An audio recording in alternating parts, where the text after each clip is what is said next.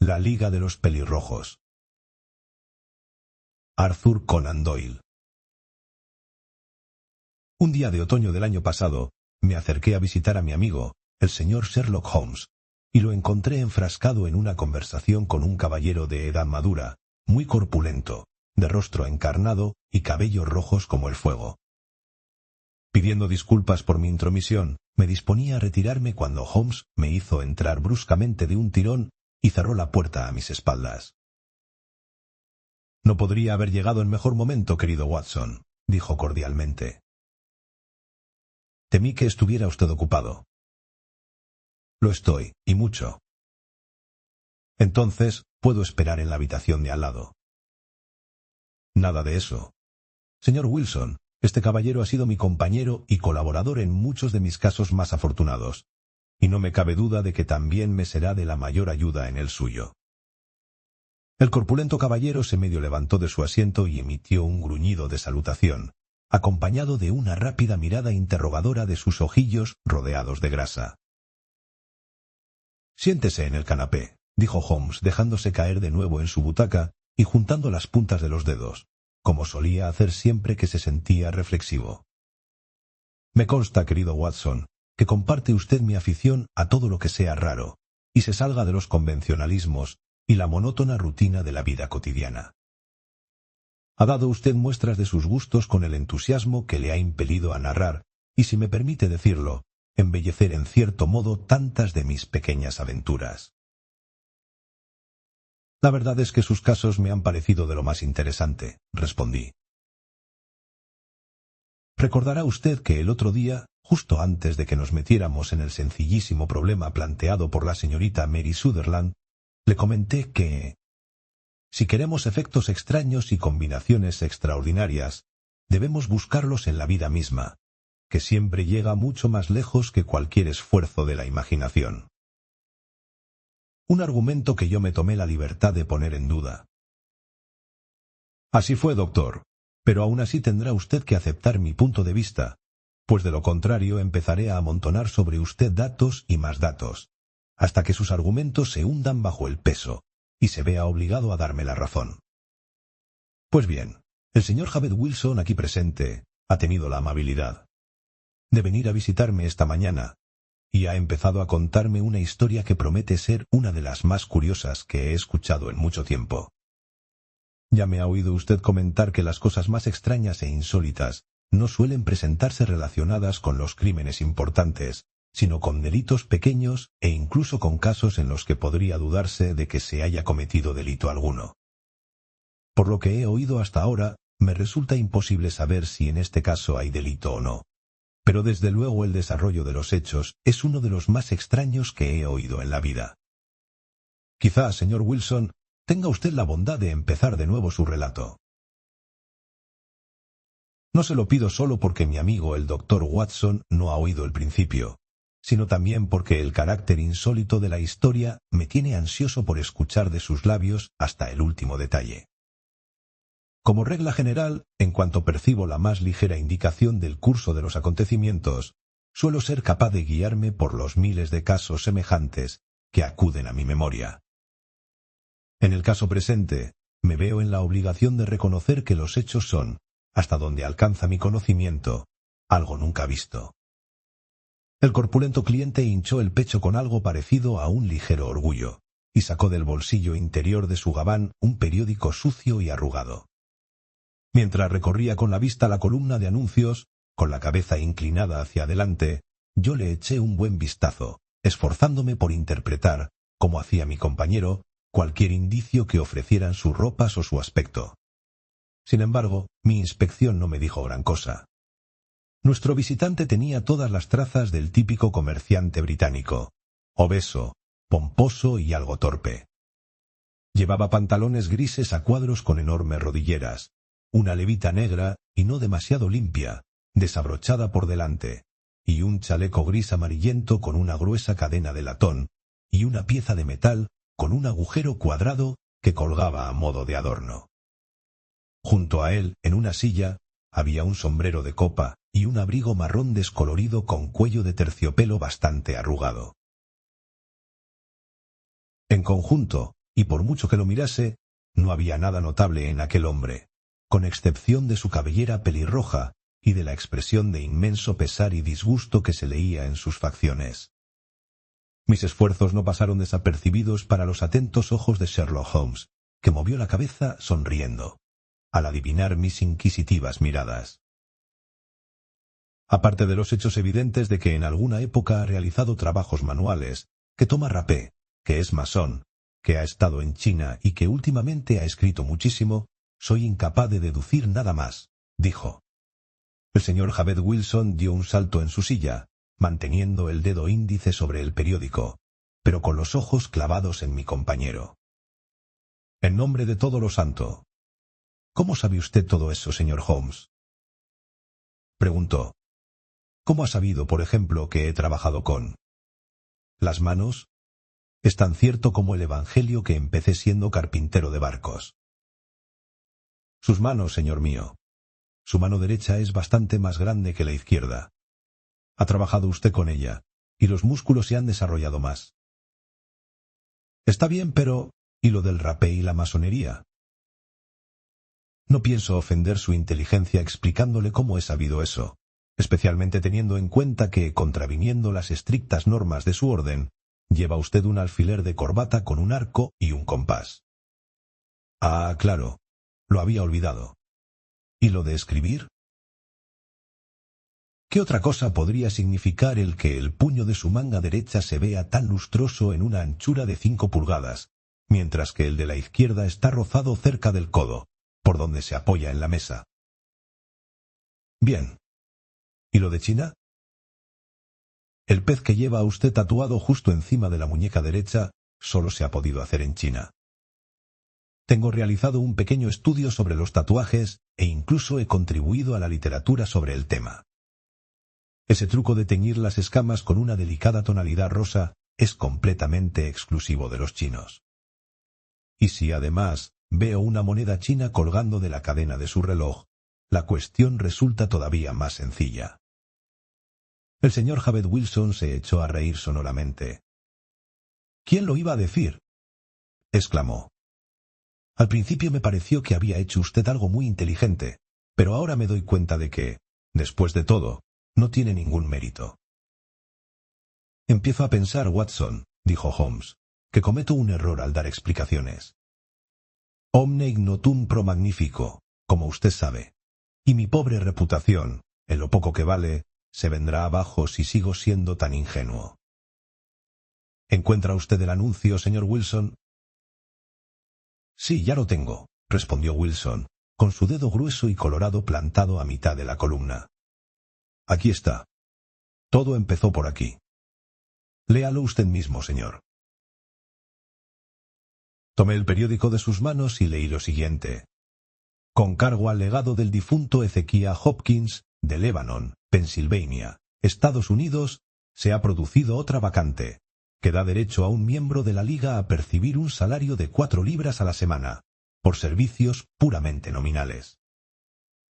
Pueden optar al puesto todos los varones pelirrojos, sanos de cuerpo y de mente, y mayores de 21 años.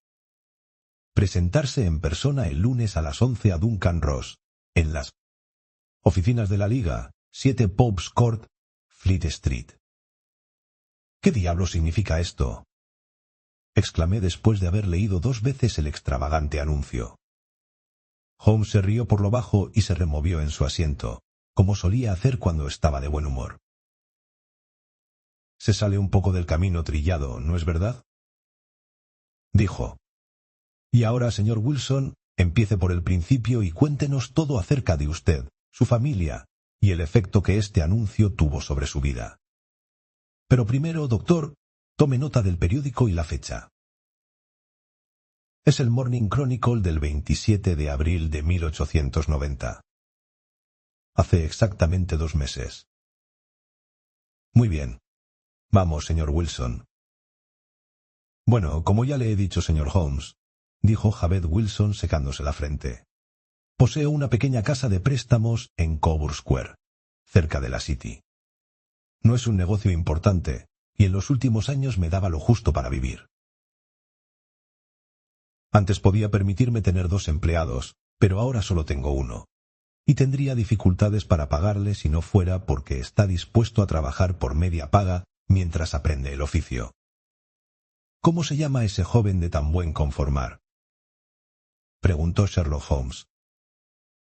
Se llama Vincent Spaulding, y no es tan joven. Resulta difícil calcular su edad. No podría haber encontrado un ayudante más eficaz, señor Holmes, y estoy convencido de que podría mejorar de posición y ganar el doble de lo que yo puedo pagarle. Pero al fin y al cabo, si él está satisfecho, ¿por qué habría yo de meterle ideas en la cabeza? Desde luego, ¿por qué iba a hacerlo? Creo que ha tenido usted mucha suerte al encontrar un empleado más barato que los precios del mercado.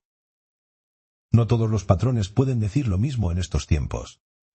No sé qué es más extraordinario, si su ayudante o su anuncio. Bueno, también tiene sus defectos, dijo el señor Wilson. Jamás he visto a nadie tan aficionado a la fotografía. Siempre está sacando instantáneas cuando debería estar cultivando la mente, y luego zambulléndose en el sótano como un conejo en su madriguera para revelar las fotos. Ese es su principal defecto, pero en conjunto es un buen trabajador. Y no tiene vicios. Todavía sigue con usted, supongo. Sí, señor. Él y una chica de 14 años, que cocina un poco y se encarga de la limpieza. Eso es todo lo que tengo en casa, ya que soy viudo y no tengo más familia. Los 3 llevamos una vida muy tranquila, sí, señor, y nos dábamos por satisfechos con tener un techo bajo el que cobijarnos y pagar nuestras deudas. Fue el anuncio lo que nos sacó de nuestras casillas. Hace justo 8 semanas, Spaulding bajó a la oficina con este mismo periódico en la mano diciendo: «Ay, señor Wilson, ojalá fuera yo pelirrojo». «¿Y eso por qué?», pregunté yo. «Mire», dijo, «hay otra plaza vacante en la Liga de los Pelirrojos. Eso significa una pequeña fortuna para el que pueda conseguirla, y tengo entendido que hay más plazas vacantes que personas para ocuparlas, de manera que los albaceas andan como locos sin saber qué hacer con el dinero. Si mi pelo cambiara de color, este puestecillo me vendría a la medida». «¿Pero de qué se trata?», pregunté. «Verá usted, señor Spaulding, yo soy un hombre muy casero, y como mi negocio viene a mí, en lugar de tener que ir yo a él, muchas veces pasan semanas sin que ponga los pies más allá del felpudo de la puerta. Por eso no estoy muy enterado de lo que ocurre por ahí fuera, y siempre me agrada recibir noticias». «¿Es que nunca ha oído hablar de la Liga de los Pelirrojos?», preguntó Spaulding, abriendo mucho los ojos. «Nunca». «Caramba, me sorprende mucho, ya que usted podría optar perfectamente a una de las plazas. ¿Y qué sacaría con ello?». «Bueno, nada más que un par de cientos al año, pero el trabajo es mínimo y apenas interfiere con las demás ocupaciones que uno tenga». Como podrá imaginar, aquello me hizo estirar las orejas, pues el negocio no marchaba demasiado bien en los últimos años, y 200 libras de más me habrían venido muy bien. «Cuénteme todo lo que sepa», le dije. «Bueno», dijo enseñándome el anuncio, «como puede ver, existe una vacante en la Liga, y aquí está la dirección en la que deben presentarse los aspirantes. Por lo que yo sé, la Liga fue fundada por un millonario americano, Ezequiah Hopkins, un tipo bastante excéntrico. Era pelirrojo y sentía una gran simpatía por todos los pelirrojos, de manera que cuando murió, se supo que había dejado toda su enorme fortuna en manos de unos albaceas, con instrucciones de que invirtieran los intereses en proporcionar empleos cómodos a personas con dicho color de pelo. Según he oído, la paga es espléndida y apenas hay que hacer nada». «Pero tiene que haber millones de pelirrojos que soliciten un puesto de esos», dije yo. «Menos de los que usted cree», respondió. «Verá, la oferta está limitada a los londinenses mayores de edad. Este americano procedía de Londres, de donde salió siendo joven, y quiso hacer algo por su vieja ciudad. Además, he oído que es inútil presentarse si uno tiene el pelo rojo claro o rojo oscuro, o de cualquier otro tono que no sea rojo intenso y brillante como el fuego. Pero si usted se presentara, señor Wilson, le aceptarían de inmediato. Aunque quizá no valga la pena que se tome esa molestia solo por unos pocos cientos de libras. Ahora bien, es un hecho, como pueden ver por sí mismos, que mi cabello es de un tono rojo muy intenso, de manera que me pareció que, por mucha competencia que hubiera, yo tenía tantas posibilidades como el que más. Vincent Spaulding parecía estar tan informado del asunto que pensé que podría serme útil, de modo que le dije que echara el cierre por lo que quedaba de jornada y me acompañara. Se alegró mucho de poder hacer fiesta, así que cerramos el negocio y partimos hacia la dirección que indicaba el anuncio. No creo que vuelva a ver en mi vida un espectáculo semejante, señor Holmes. Del norte, del sur, del este y del oeste, todos los hombres cuyo cabello presentara alguna tonalidad rojiza se habían plantado en la City en respuesta al anuncio. Fleet Street se encontraba abarrotada de pelirrojos y Pope's Court parecía el carro de un vendedor de naranjas. Jamás pensé que hubiera en el país tantos pelirrojos como los que habían acudido atraídos por aquel solo anuncio. Los había de todos los matices: rojo pajizo, limón, naranja, ladrillo, de perro setter, rojo hígado, rojo arcilla. Pero como había dicho Spaulding, no había muchos que presentaran la auténtica tonalidad rojo fuego. Cuando vi que eran tantos, me desanimé y estuve a punto de echarme atrás, pero Spaulding no lo consintió. No me explico cómo se las arregló, pero a base de empujar, tirar y embestir, consiguió hacerme atravesar la multitud y llegar hasta la escalera que llevaba a la oficina. En la escalera había una doble hilera de personas, unas que subían esperanzadas y otras que bajaban rechazadas. Pero también allí nos abrimos paso como pudimos y pronto nos encontramos en la oficina. Una experiencia de lo más divertida, comentó Holmes, mientras su cliente hacía una pausa y se refrescaba la memoria con una buena dosis de rapé. Le ruego que prosiga con la interesantísima exposición. En la oficina no había nada más que un par de sillas de madera y una mesita, detrás de la cual se sentaba un hombre menudo, con una cabellera aún más roja que la mía. Intercambiaba un par de palabras con cada candidato que se presentaba y luego siempre les encontraba algún defecto que los descalifican. Por lo visto, conseguir la plaza no era tan sencillo como parecía. Sin embargo, cuando nos llegó el turno, el hombrecillo se mostró más inclinado por mí que por ningún otro, y cerró la puerta en cuanto entramos para poder hablar con nosotros en privado. «Este es el señor Javed Wilson», dijo mi empleado, «y aspira a ocupar la plaza vacante en la liga». «Pues parece admirablemente dotado para ello», respondió el otro. «Cumple todos los requisitos. No recuerdo haber visto nada tan perfecto». Retrocedió un paso, torció la cabeza hacia un lado y me miró el pelo hasta hacerme ruborizar. De pronto se abalanzó hacia mí, me estrechó la mano y me felicitó calurosamente por mi éxito. «Sería una injusticia dudar de usted», dijo, «pero estoy seguro de que me perdonará usted por tomar una precaución obvia». Y diciendo esto, me agarró del pelo con las dos manos y tiró hasta hacerme chillar de dolor. «Veo lágrimas en sus ojos», dijo al soltarme, «lo cual indica que todo está como es debido. Tenemos que ser muy cuidadosos, porque ya nos han engañado 2 veces con pelucas y una con tinte. Podría contarle historias sobre tintes para zapatos que le harían sentirse asqueado de la condición humana».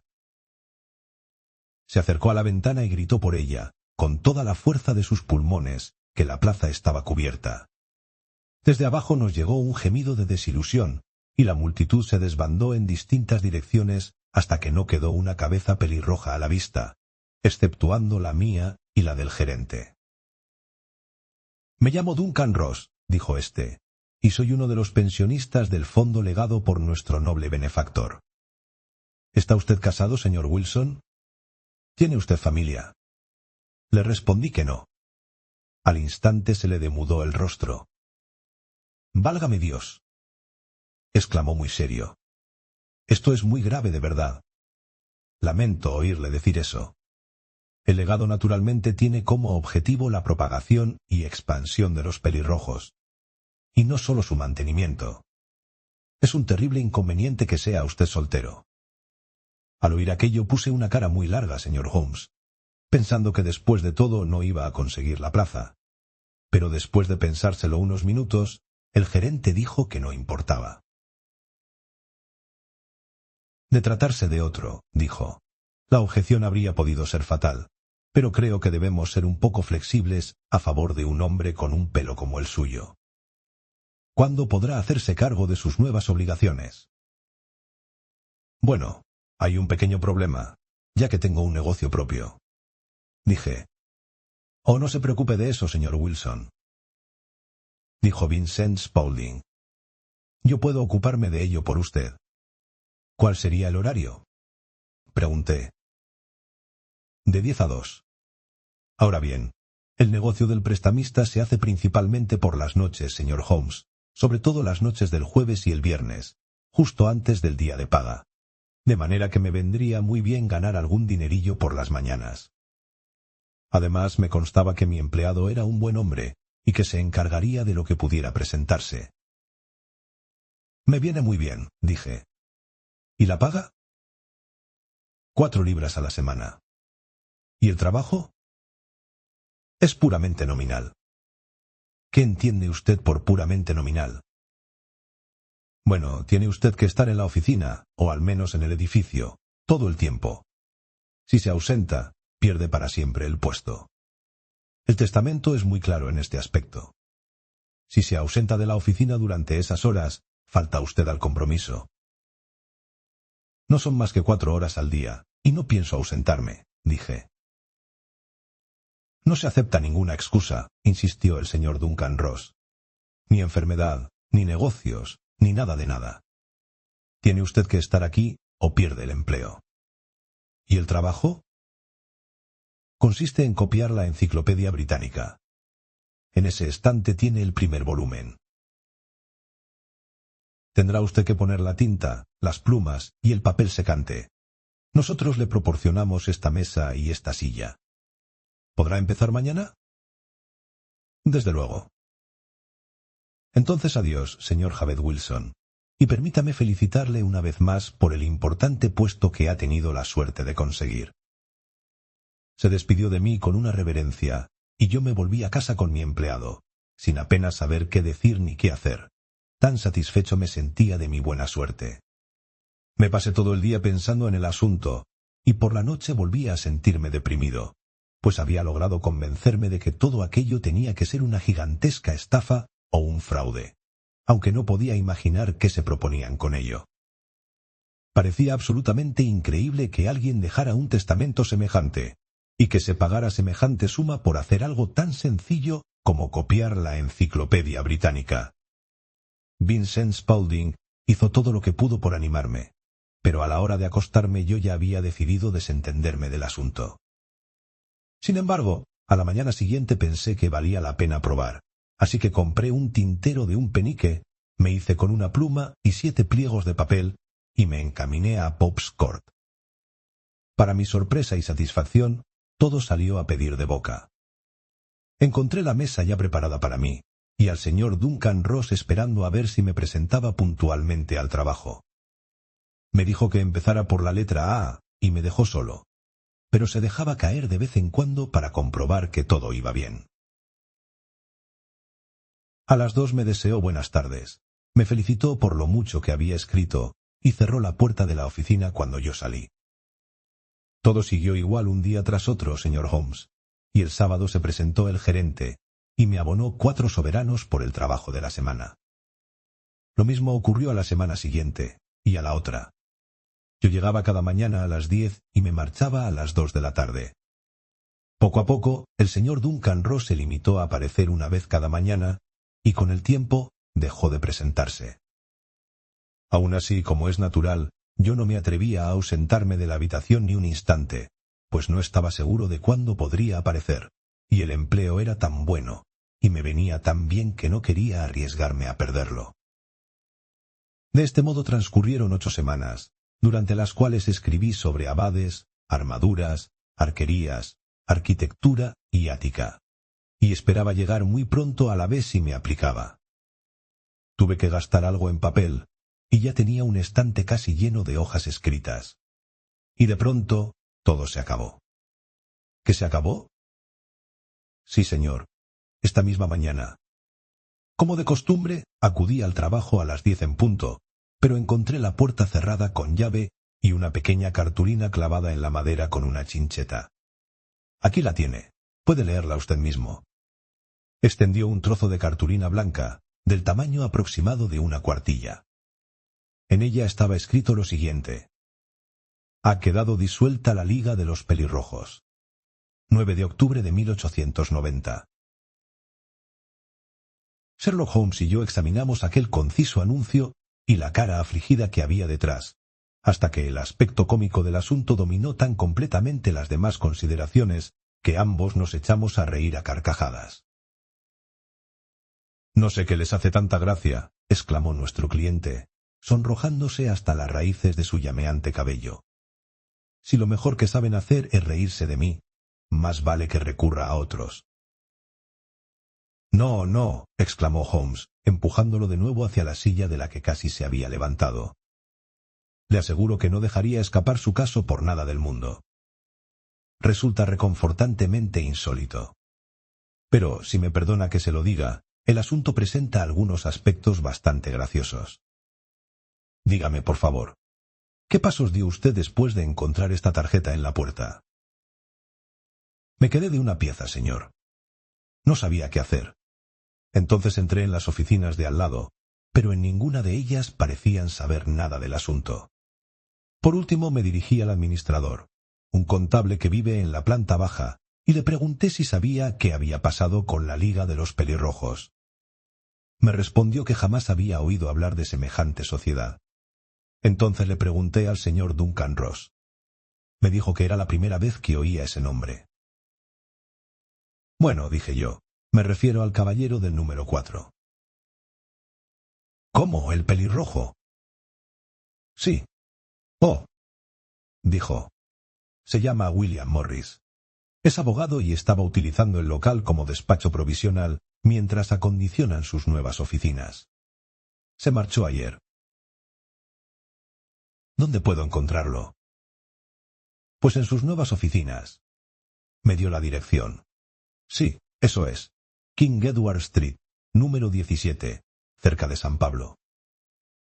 Salí disparado, señor Holmes, pero cuando llegué a esa dirección me encontré con que se trataba de una fábrica de rótulas artificiales y que allí nadie había oído hablar del señor William Morris ni del señor Duncan Ross. «¿Y qué hizo entonces?», preguntó Holmes. Volví a mi casa en Saxe Coburg Square y pedí consejo a mi empleado. Pero no pudo darme ninguna solución, aparte de decirme que si esperaba, acabaría por recibir noticias por carta. Pero aquello no me bastaba, señor Holmes. No estaba dispuesto a perder un puesto tan bueno sin luchar, y como había oído que usted tenía la amabilidad de aconsejar a la pobre gente necesitada, me vine directamente a verle. «Lo hizo usted muy bien», dijo Holmes. «Su caso es de lo más notable y me encantará echarle un vistazo. Por lo que me ha contado, me parece muy posible que estén en juego cosas más graves que lo que parece a simple vista». «Ya creo que son graves», dijo el señor Javed Wilson. «Como que me he quedado sin 4 libras a la semana». «Por lo que a usted respecta», le hizo notar Holmes, «no veo que tenga motivos para quejarse de esta extraordinaria liga. Por el contrario, tal como yo lo veo, ha salido usted ganando unas 30 libras, y eso sin mencionar los detallados conocimientos que ha adquirido sobre todos los temas que empiezan por la letra A. Usted no ha perdido nada». «No, señor». «Pero quiero averiguar algo sobre ellos, saber quiénes son y qué se proponían al hacerme esta jugarreta. Si es que se trata de una jugarreta. La broma les ha salido bastante cara, ya que les ha costado 32 libras. Procuraremos poner en claro esos puntos para usted. Pero antes, 1 o 2 preguntas, señor Wilson. Ese empleado suyo, que fue quien le hizo fijarse en el anuncio, ¿cuánto tiempo llevaba con usted?» Entonces llevaba como un mes más o menos. ¿Cómo llegó hasta usted? En respuesta a un anuncio. ¿Fue el único aspirante? No, recibí una docena. ¿Y por qué lo eligió a él? Porque parecía listo y se ofrecía barato. ¿A mitad de salario no es así? Eso es. ¿Cómo es este Vincent Spaulding? Bajo, corpulento, de movimientos rápidos, barbilampiño, aunque no tenga menos de 30 años. Tiene una mancha blanca de ácido en la frente. Holmes se incorporó en su asiento muy excitado. Me lo había figurado, dijo. ¿Se ha fijado usted en si tiene las orejas perforadas, como para llevar pendientes? Sí, señor. Me dijo que se las había agujereado una gitana cuando era. Muchacho. Exclamó Holmes, sumiéndose en profundas reflexiones. ¿Sigue aún con usted? Oh, sí, señor. Acabo de dejarle. ¿Y el negocio ha estado bien atendido durante su ausencia? No tengo ninguna queja, señor. Nunca hay mucho trabajo por las mañanas.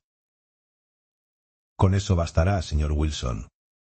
Tendré el gusto de darle una opinión sobre el asunto dentro de 1 o 2 días. Hoy es sábado. Espero que para el lunes hayamos llegado a una conclusión. Bien, Watson, dijo Holmes en cuanto nuestro visitante se hubo marchado. ¿Qué saca usted de todo esto? No saco nada, respondí con franqueza. Es un asunto de lo más misterioso.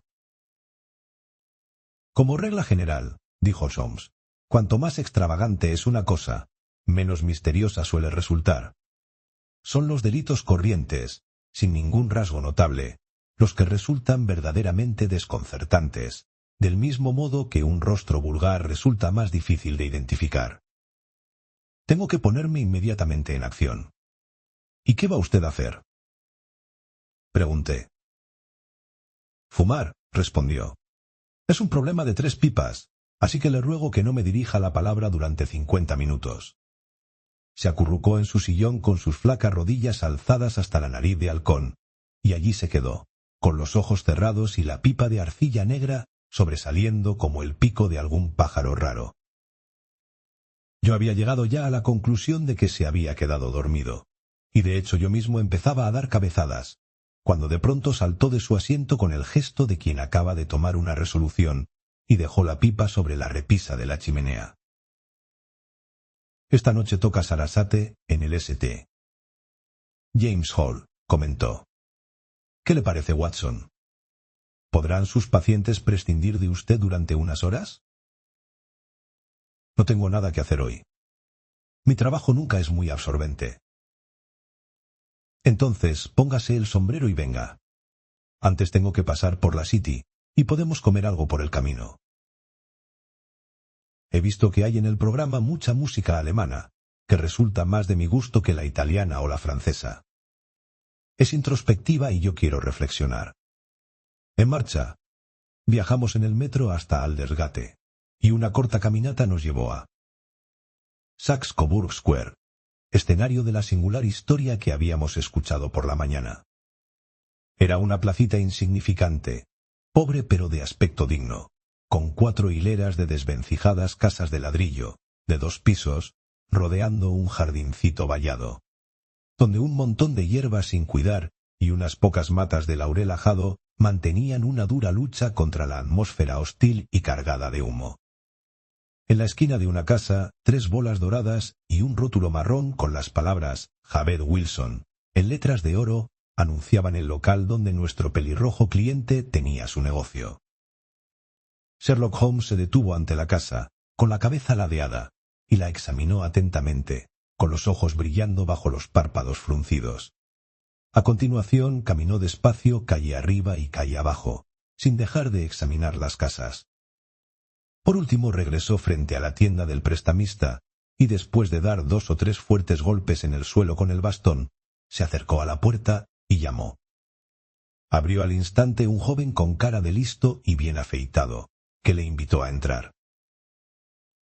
Gracias, dijo Holmes. Solo quería preguntar por dónde se va desde aquí al Strand. La tercera a la derecha y la cuarta a la izquierda, respondió sin vacilar el empleado, cerrando a continuación la puerta. Un tipo listo, comentó Holmes mientras nos alejábamos. En mi opinión, es el cuarto hombre más inteligente de Londres, y en cuanto a audacia, creo que podría aspirar al tercer puesto. Ya he tenido noticias suyas anteriormente. Es evidente, dije yo, que el empleado del señor Wilson desempeña un importante papel en este misterio de la Liga de los Pelirrojos. Estoy seguro de que usted le ha preguntado el camino solo para poder echarle un vistazo. No, a él. ¿Entonces a qué? A las rodilleras de sus pantalones. ¿Y qué es lo que vio? Lo que esperaba ver. ¿Para qué golpeó el pavimento? Mi querido doctor, lo que hay que hacer ahora es observar, no hablar. Somos espías en territorio enemigo. Ya sabemos algo de Saxe Coburg Square. Exploremos ahora las calles que hay detrás. La calle en la que nos metimos al dar la vuelta a la esquina de la recóndita Saxe Coburg Square presentaba con esta tanto contraste como el derecho de. Un cuadro con el revés. Se trataba de una de las principales arterias por donde discurre el tráfico de la City hacia el norte y hacia el oeste. La calzada estaba bloqueada por el inmenso río de tráfico comercial que fluía en ambas direcciones, y las aceras no daban abasto al presuroso enjambre de peatones. Al contemplar la hilera de tiendas elegantes y oficinas lujosas, nadie habría pensado que su parte trasera estuviera pegada a la de la solitaria y descolorida plaza que acabamos de abandonar. Veamos, dijo Holmes, parándose en la esquina y mirando la hilera de edificios. Me gustaría recordar el orden de las casas. Una de mis aficiones es conocer Londres al detalle. Aquí está Mortimer's, la tienda de tabacos, la tiendecita de periódicos, la sucursal de Coburg del City and Suburban Bank, el restaurante vegetariano y las cocheras McFarlane. Con esto llegamos a la siguiente manzana. Y ahora, doctor, nuestro trabajo está hecho y ya es hora de que tengamos algo de diversión. Un bocadillo, una taza de café y derechos a la tierra del violín, donde todo es dulzura, delicadeza y armonía, y donde no hay clientes pelirrojos que nos fastidien con sus rompecabezas. Mi amigo era un entusiasta de la música, no solo un intérprete muy dotado, sino también un compositor de méritos fuera de lo común. Se pasó toda la velada sentado en su butaca, sumido en la más absoluta felicidad, marcando suavemente el ritmo de la música con sus largos y afilados dedos, con una sonrisa apacible y unos ojos lánguidos y soñadores que se parecían muy poco a los de Holmes el sabueso, Holmes el implacable, Holmes el astuto e infalible azote de criminales. La curiosa dualidad de la naturaleza de su carácter se manifestaba alternativamente, y muchas veces he pensado que su exagerada exactitud y su gran astucia representaban una reacción contra el humor poético y contemplativo que de vez en cuando predominaba en él. Estas oscilaciones de su carácter lo llevaban de la languidez extrema a la energía devoradora, y como yo bien sabía, jamás se mostraba tan formidable como después de pasar días enteros repantigado en su sillón, sumido en sus improvisaciones y en sus libros antiguos. Entonces le venía de golpe el instinto cazador, y sus brillantes dotes de razonador se elevaban hasta el nivel de la intuición, hasta que aquellos que no estaban familiarizados con sus métodos se le quedaban mirando asombrados, como se mira a un hombre que posee un conocimiento superior al de los demás mortales. Cuando le vi aquella tarde, tan absorto en la música del St. James Hall, sentí que nada bueno les esperaba a los que se había propuesto cazar. Sin duda querrá usted ir a su casa, doctor, dijo en cuanto salimos. Sí, ya va siendo hora. Y yo tengo que hacer algo que me llevará unas horas. Este asunto de Coburg Square es grave. ¿Por qué es grave? Se está preparando un delito importante. Tengo toda clase de razones para creer que llegaremos a tiempo de impedirlo. Pero el hecho de que hoy sea sábado complica las cosas. Necesitaré su ayuda esta noche. ¿A qué hora? A las 10 estará bien, Estaré en Baker Street a las 10. Muy bien. Y oiga, doctor, puede que haya algo de peligro, así que haga el favor de echarse al bolsillo su revólver del ejército. Se despidió con un gesto de la mano, dio media vuelta y en un instante desapareció entre la multitud. No creo ser más torpe que cualquier hijo de vecino, y sin embargo, siempre que trataba con Sherlock Holmes, me sentía como agobiado por mi propia estupidez. En este caso había oído lo mismo que él, había visto lo mismo que él, y sin embargo, a juzgar por sus palabras, era evidente que él veía con claridad no sólo lo que había sucedido, sino incluso lo que iba a suceder, mientras que para mí todo el asunto seguía igual de confuso y grotesco. Mientras me dirigía a mi casa en Kensington, estuve pensando en todo ello, desde la extraordinaria historia del pelirrojo copiador de enciclopedias hasta la visita a Saxe Coburg Square y las ominosas palabras con que Holmes se había despedido de mí. ¿Qué era esa expedición nocturna? ¿Y por qué tenía que ir armado? ¿Dónde íbamos a ir y qué íbamos a hacer? Holmes había dado a entender que aquel imberbe empleado del prestamista era un tipo de cuidado, un hombre empeñado en un juego importante. Traté de descifrar el embrollo, pero acabé por darme por vencido, y decidí dejar de pensar en ello hasta que la noche aportase alguna explicación. A las 9:15 salí de casa, atravesé el parque y recorrí Oxford Street hasta llegar a Baker Street. Había 2 coches aguardando en la puerta, y al entrar en el vestíbulo oí voces arriba. Al penetrar en la habitación encontré a Holmes en animada conversación con 2 hombres, a uno de los cuales identifiqué como Peter Jones, agente de policía. El otro era un hombre larguirucho, de cara triste, con un sombrero muy lustroso y una levita abrumadoramente respetable.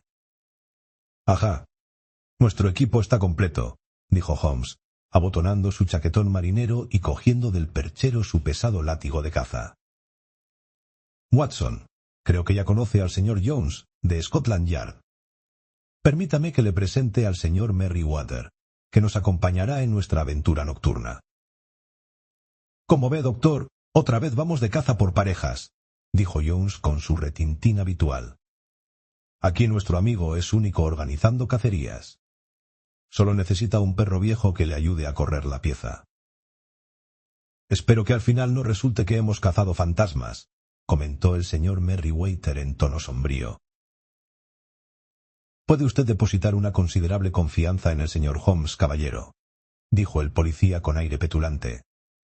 «Tiene sus métodos particulares, que son, si me permite decirlo, un poco demasiado teóricos y fantasiosos, pero tiene madera de detective. No exagero al decir que en 1 o 2 ocasiones, como en aquel caso del crimen de los Sholto y el tesoro de Agra, ha llegado a acercarse más a la verdad que el cuerpo de policía». «Bien, si usted lo dice, señor Jones, por mí de acuerdo», dijo el desconocido con deferencia. «Aún así, confieso que echo de menos mi partida de cartas. Es la primera noche de sábado en 27 años que no juego mi partida».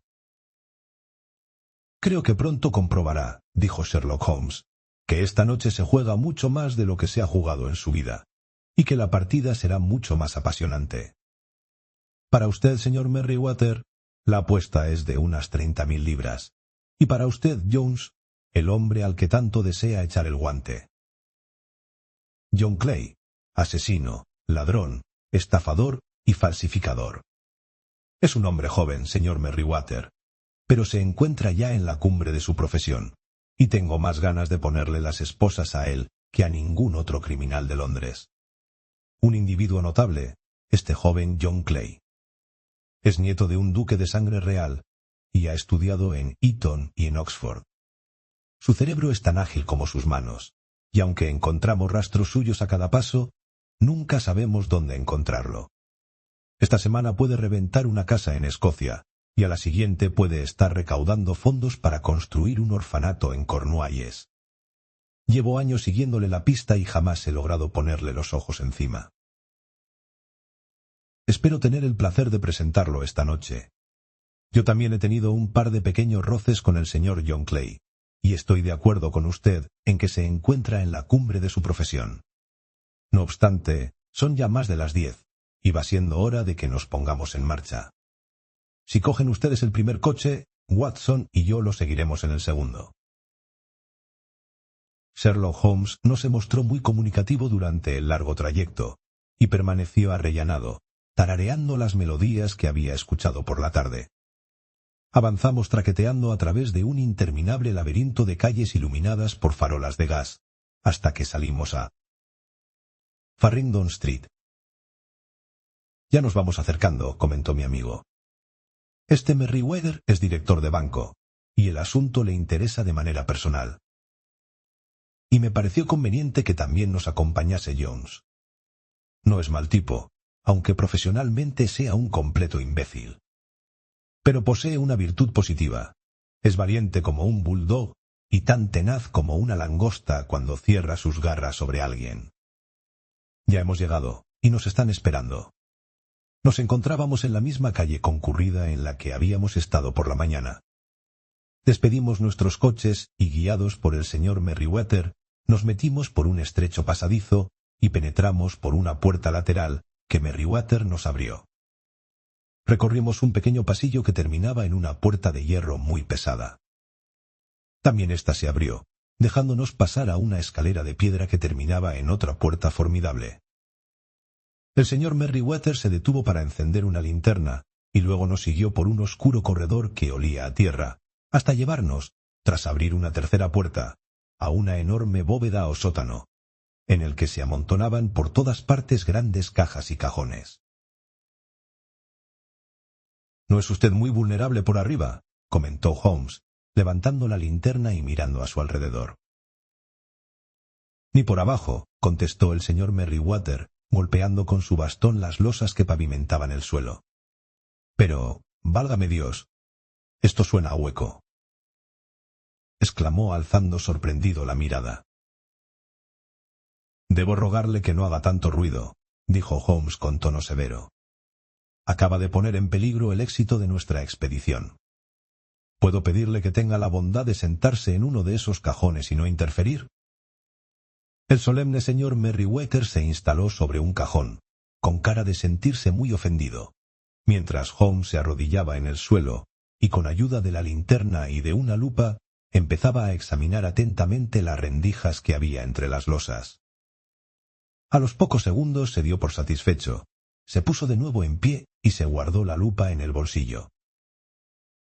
«Disponemos por lo menos de una hora», dijo, «porque no pueden hacer nada hasta que el bueno del prestamista se haya ido a la cama. Entonces no perderán ni un minuto, pues cuanto antes hagan su trabajo, más tiempo tendrán para escapar. Como sin duda habrá adivinado, doctor, nos encontramos en el sótano de la sucursal en la City de uno de los principales bancos de Londres. El señor Merryweather es el presidente del Consejo de Dirección y le explicará qué razones existen para que los delincuentes más atrevidos de Londres se interesen tanto en su sótano estos días. «Es nuestro oro francés», susurró el director. «Ya hemos tenido varios avisos de que pueden intentar robarlo». «¿Su oro francés?» «Sí. Hace unos meses creímos conveniente reforzar nuestras reservas, y por este motivo solicitamos al Banco de Francia un préstamo de 30.000 napoleones de oro. Se ha filtrado la noticia de que no hemos tenido tiempo de desembalar el dinero y que éste se encuentra aún en nuestro sótano. El cajón sobre el que estoy sentado contiene 2.000 napoleones empaquetados en hojas de plomo.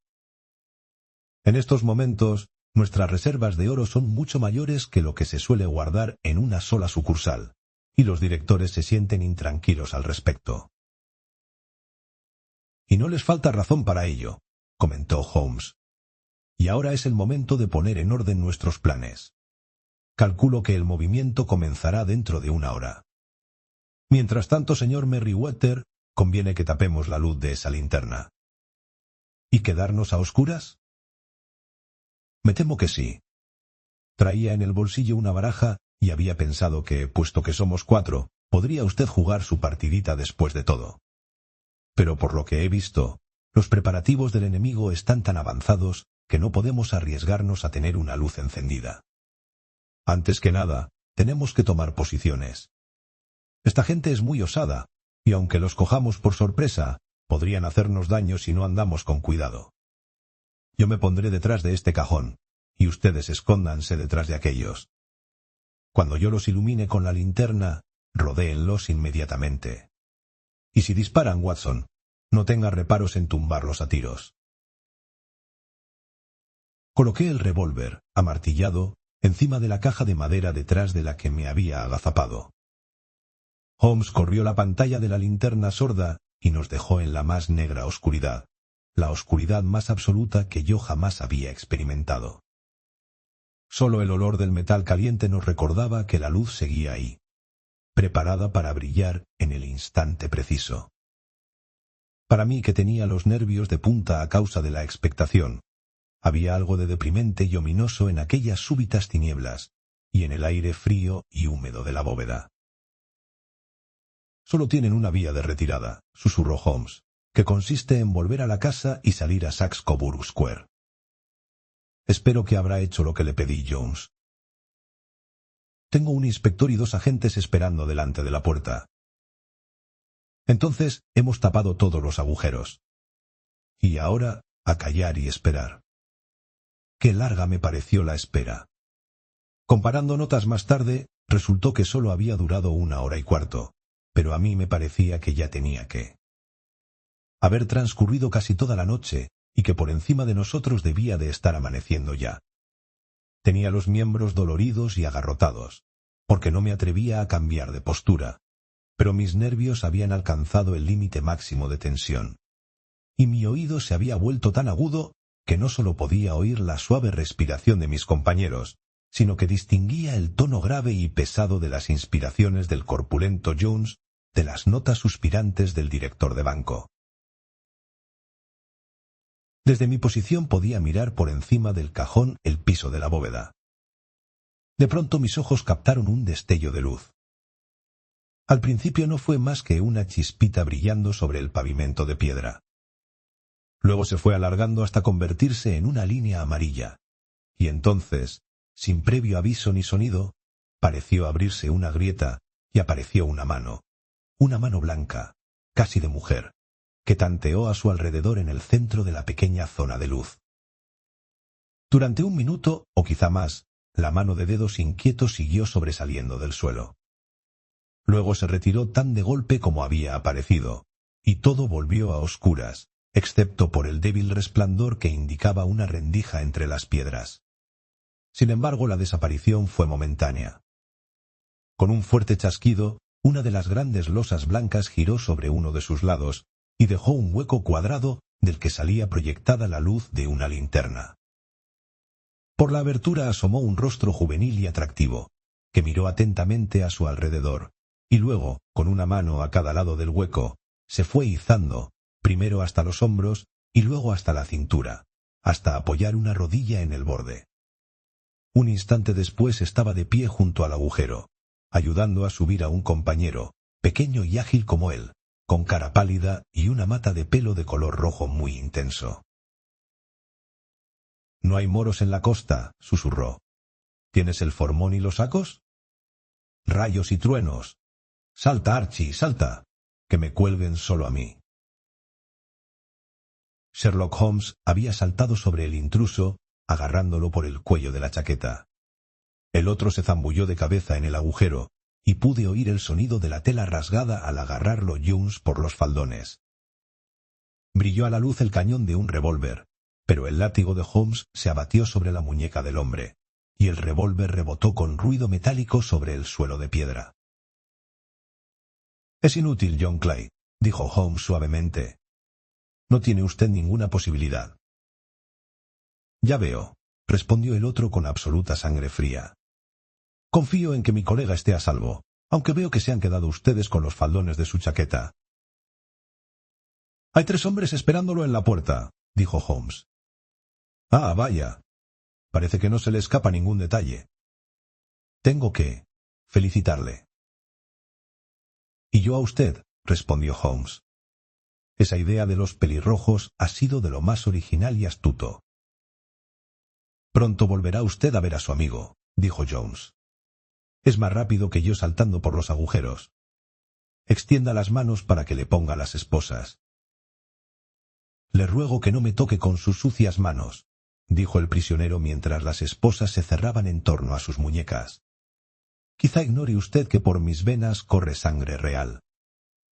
Y cuando se dirija a mí tenga la bondad de decir siempre, señor, y por favor. Perfectamente, dijo Jones, mirándolo fijamente y con una risita contenida. ¿Tendría el señor la bondad de subir por la escalera para que podamos tomar un coche en el que llevar a vuestra Alteza a la comisaría? Así está mejor, dijo John Clay serenamente. Nos saludó a los tres con una inclinación de cabeza y salió tranquilamente, custodiado por el policía. La verdad, señor Holmes, dijo el señor Merryweather, mientras salíamos del sótano tras ellos, no sé cómo podrá el banco agradecerle y recompensarle por esto. No cabe duda de que ha descubierto y frustrado de la manera más completa uno de los intentos de robo a un banco más audaces que ha conocido mi experiencia. Tenía un par de cuentas pendientes con el señor John Clay, dijo Holmes.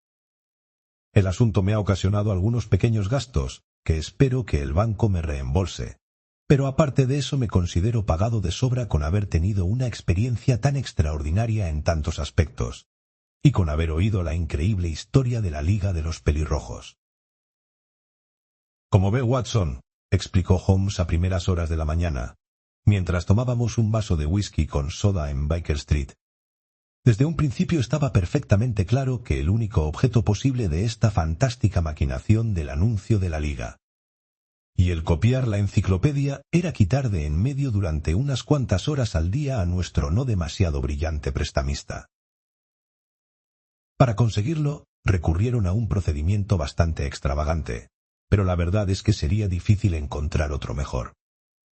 Sin duda, fue el color del pelo de su cómplice lo que inspiró la idea al ingenioso cerebro de Clay. Las 4 libras a la semana eran un cebo que no podía dejar de atraerlo. ¿Y qué significaba esa cantidad para ellos, que andaban metidos en una jugada de varios miles? Ponen el anuncio. Uno de los granjeros alquila temporalmente la oficina, el otro incita al prestamista a que se presente, y juntos se las arreglan para que esté ausente todas las mañanas. Desde el momento en que oí que ese empleado trabajaba por medio salario, comprendí que tenía algún motivo muy poderoso para ocupar aquel puesto. Pero ¿cómo pudo adivinar cuál era ese motivo? De haber habido mujeres en la casa, habría sospechado una intriga más vulgar. Sin embargo, eso quedaba descartado. El negocio del prestamista era modesto, y en su casa no había nada que pudiera justificar unos preparativos tan complicados y unos gastos como los que estaban haciendo. Por tanto, tenía que tratarse de algo que estaba fuera de la casa. ¿Qué podía ser? Pensé en la afición del empleado a la fotografía y en su manía de desaparecer en el sótano. El sótano. Allí estaba el extremo de este enmarañado ovillo. Entonces hice algunas averiguaciones acerca de este misterioso empleado, y descubrí que tenía que habérselas con uno de los delincuentes más calculadores y audaces de Londres. Algo estaba haciendo en el sótano, algo que le ocupaba varias horas al día durante meses y meses. ¿Qué podía ser? Repito, lo único que se me ocurrió es que estaba excavando un túnel hacia algún otro edificio. Hasta aquí había llegado cuando fuimos a visitar el escenario de los hechos. A usted le sorprendió que yo golpeara el pavimento con el bastón. Estaba comprobando si el sótano se extendía hacia adelante o hacia detrás de la casa. No estaba por delante. Entonces llamé a la puerta, y tal como había esperado, abrió el empleado. Habíamos tenido alguna que otra escaramuza, pero nunca nos habíamos visto el uno al otro. Yo apenas le miré la cara. Lo que me interesaba eran sus rodillas. Hasta usted se habrá fijado en lo sucias, arrugadas y gastadas que estaban. Eso demostraba las muchas horas que había pasado excavando. Solo quedaba por averiguar para qué excavaban. Al doblar la esquina y ver el edificio del City and Suburban Bank pegado espalda con espalda al local de nuestro amigo, consideré resuelto el problema. Mientras usted volvía a su casa después del concierto, yo hice una visita a Scotland Yard y otra al director del banco, con el resultado que ha podido usted ver. ¿Y cómo pudo saber que intentarían dar el golpe esta noche?, pregunté. Bueno, el que clausuraran la liga era señal de que ya no les preocupaba la presencia del señor Javed Wilson. En otras palabras, tenían ya terminado el túnel. Pero era esencial que lo utilizaran enseguida, antes de que lo descubrieran o de que trasladaran el oro a otra parte. El sábado era el día más adecuado, puesto que les dejaría 2 días para escapar. Por todas estas razones esperaba que vinieran esta noche. Lo ha razonado todo maravillosamente, exclamé sin disimular mi admiración. Una cadena tan larga y, sin embargo, cada uno de sus eslabones suena a verdad. Me salvó del aburrimiento, respondió bostezando. Ay, ya lo siento abatirse de nuevo sobre mí. Mi vida se consume en un prolongado esfuerzo por escapar de las vulgaridades de la existencia. Estos pequeños problemas me ayudan a conseguirlo. Y además, en beneficio de la raza humana, añadí yo. Holmes se encogió de hombros. Bueno, es posible que, a fin de cuentas, tenga alguna pequeña utilidad, comentó. L'homme se rien, l'œuvre c'est tout, como le escribió Gustave Flaubert a George Sand.